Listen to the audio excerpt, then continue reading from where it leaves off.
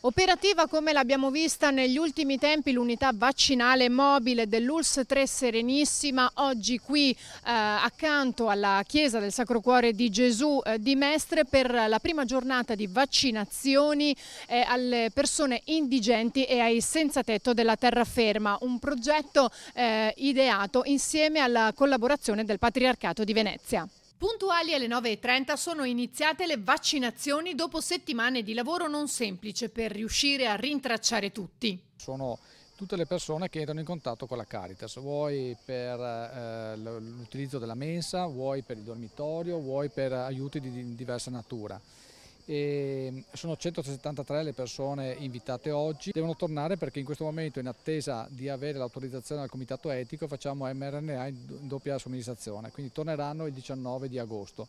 Se per quella data avremo anche l'autorizzazione del comitato etico, faremo il Johnson & Johnson per chi ha meno di 60 anni e quindi il 19 di agosto porteremo a compimento questa vaccinazione. Devo dire che la Caritas ha fatto un eccellente lavoro, vedo le persone che vengono qui motivate.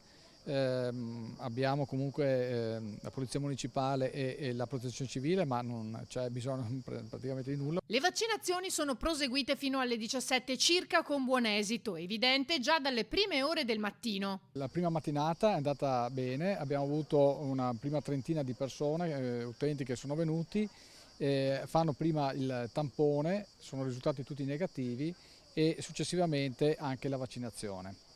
È un grosso lavoro fatto in collaborazione con la Caritas diocesana e con il Comune di Venezia e noi siamo qui anche in forza, abbiamo 5 medici per fare le attività appunto vaccinali di tampone, un tecnico prevenzione e io come direttore dipartimento. Intanto la campagna vaccinale dell'ULSS 3 prosegue a 360 gradi con 3.000 slot nel fine settimana e un tutto esaurito dal 5 all'11 agosto. I vaccini vengono distribuiti al momento dove c'è maggiore richiesta e in questo caso nel territorio di Dolo e Mirano.